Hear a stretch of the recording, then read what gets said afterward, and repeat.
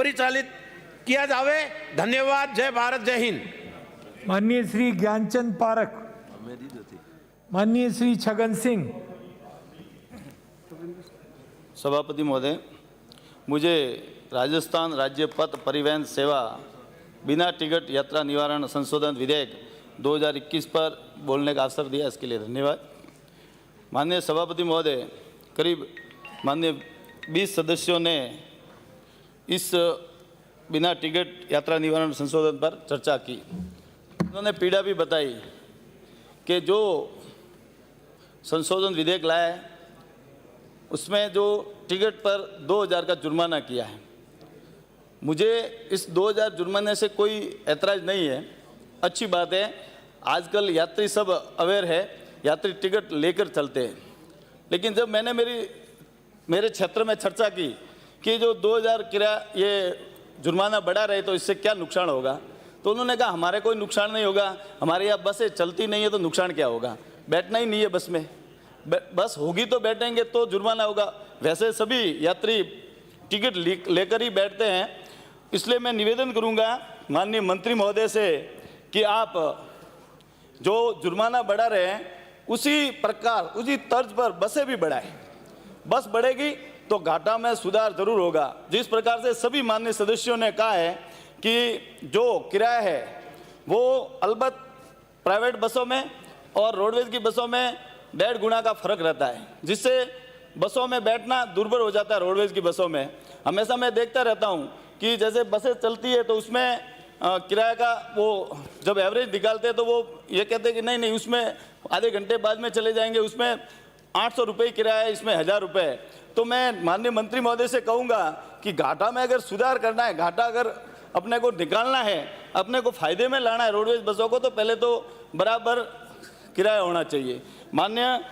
और जो रोडवेज की बस स्टॉप की स्थिति है, जिस प्रकार से पूर्व में रेलवे स्टेशन की स्थिति खराब हुआ करती थी, आज स्वच्छ भारत अभियान के तहत पूरे भारत में रेलवे स्टेशन जब देखते हैं तो हमें वहां जाकर एक अच्छा अनुभव होता है। मैं माननीय मंत्री महोदय से निवेदन करूंगा, रोडवेज बस डिपो जितने बने हुए बस स्टैंड, उस पर सफाई का ध्यान देते हुए स्वच्छता का पूरा ध्यान देते हुए अगर वो बस स्टॉप स्वच्छ होगा तो बस में यात्री यात्रा ज़्यादा करने का प्रयास करेंगे। माननीय सभापति महोदय, जो बसें होती हैं वास्तव में हम हमेशा देखते रहते हैं कि बस में जो सर्विसिंग का टाइम होता है उस सर्विसिंग टाइम पर सर्विस नहीं होती, जिससे बसें बीच राह में कभी कभी हम देखते हैं कि खड़ी मिलती है और सड़कों पर ही खड़ी रहती है। उससे यात्री उसमें भी हमेशा डर रहता है कि ये बसें जगह पर पहुंचेगी या नहीं पहुंचेगी।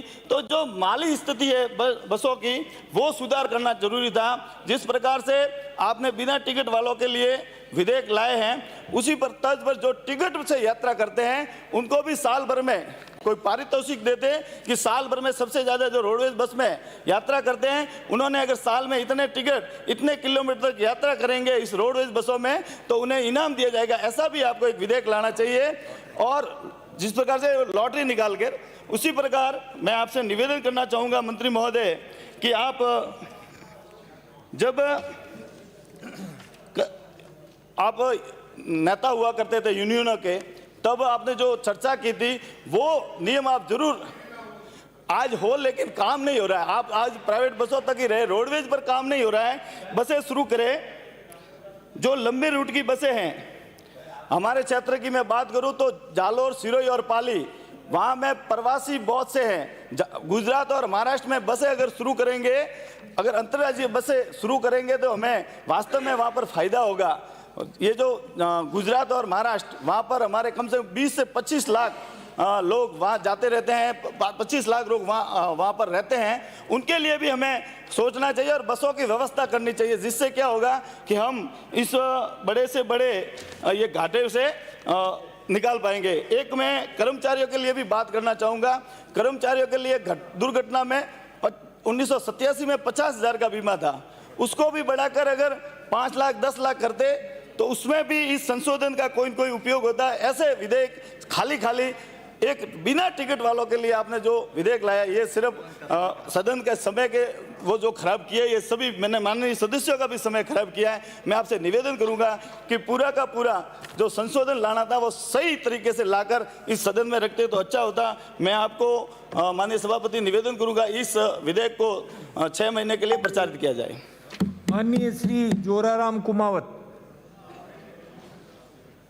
अन्य सभापति महोदय जी, आपने मुझे राजस्थान राज्य पथ परिवहन सेवा बिना टिकट यात्रा निवारण संशोधन विधेयक पर बोलने का मौका दिया, बहुत बहुत धन्यवाद।